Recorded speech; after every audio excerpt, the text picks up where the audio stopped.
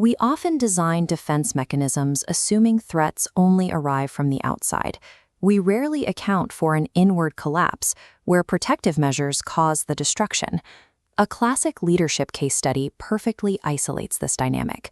A powerful sovereign, seeking absolute security, made a staffing decision that resulted in his own disfigurement. He entrusted his personal safety while he slept to a fiercely devoted subordinate. The subordinate, however, possessed zero actual training in threat assessment or armed defense. During a routine vulnerability window, the leader's afternoon rest, a minor buzzing insect landed on his face. The guard stood by, gripping a razor-sharp, heavy-duty sword provided by the leader. Driven by a desire to neutralize this threat and protect his master, the guard raised the weapon and delivered a maximum force strike. The fly easily escaped the blow. The blade cleaved clean through the leader's nose, resulting in severe and irreversible injury. Look at this incident exhibit. The primary hazard originated directly from inside the innermost protective ring. The catastrophic physical damage inflicted on the principal was the direct result of total, unguided devotion executing a task it did not understand. This scenario isolates a pervasive organizational paradox. A highly dedicated employee can introduce more systemic risk to an operation than an active, intentional saboteur. Decision-makers frequently operate under a dangerous cognitive goddess.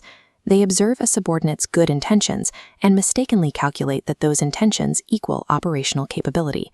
We are going to perform a rigorous root cause analysis on this incident to extract the exact mechanical reasons why well-intentioned delegations collapse so disastrously.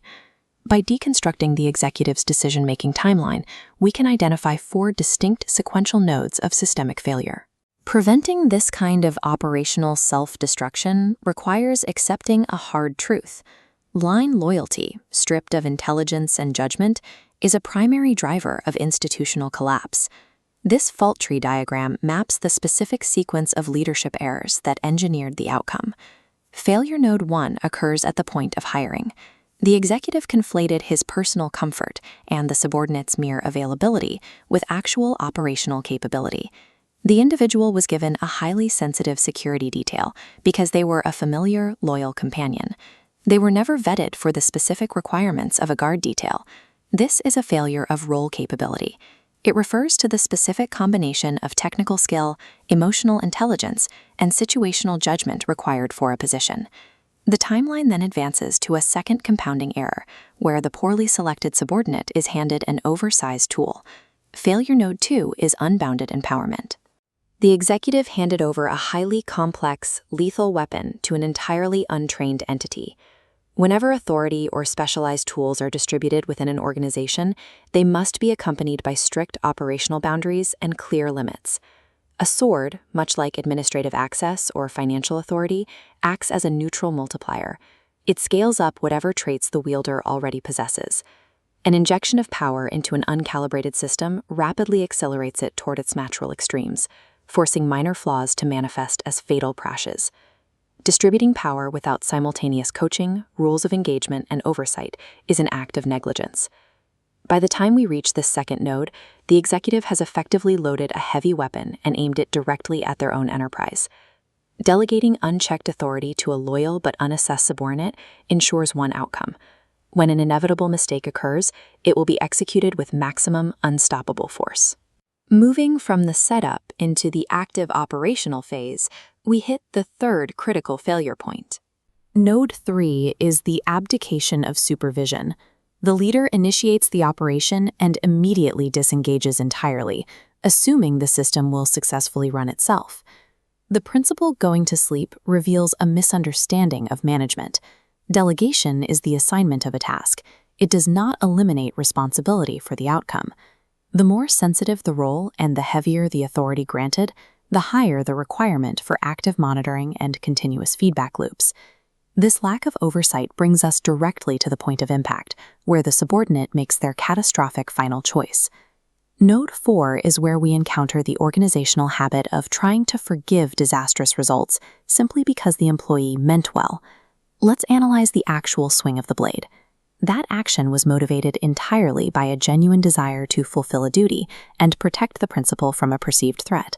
Yet, despite the purity of that motive, the physical damage inflicted upon the executive remains permanent.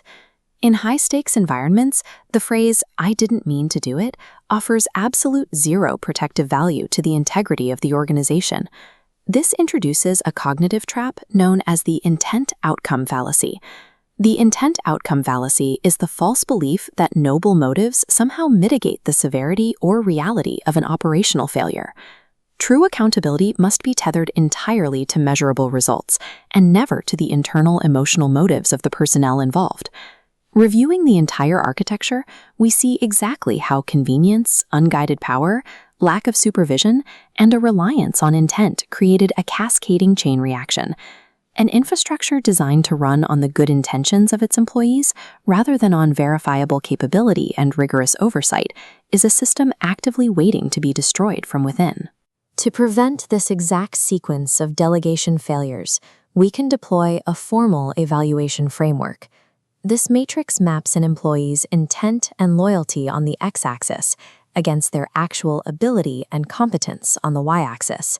Individuals in the low loyalty, low competence quadrant are easily identified. They add no value and are typically removed from the system quickly. Conversely, the high loyalty, high competence quadrant contains the rare candidates who are actually suited for true empowerment and autonomy. The critical threat lies here, in the bottom right quadrant, individuals possessing high loyalty but low baseline competence.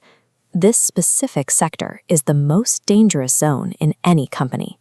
Leaders naturally tend to drop their guard around these individuals.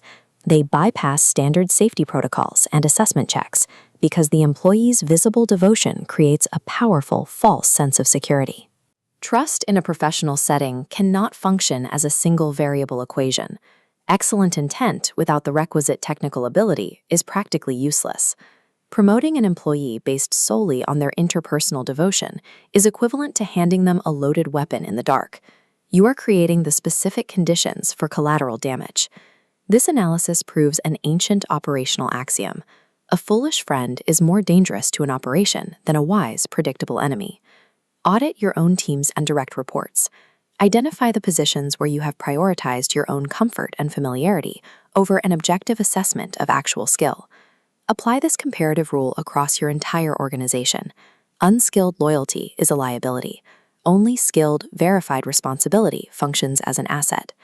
The transfer of operational authority is the single highest risk action a manager can take. True leadership requires strict discipline to never hand over the sword until you've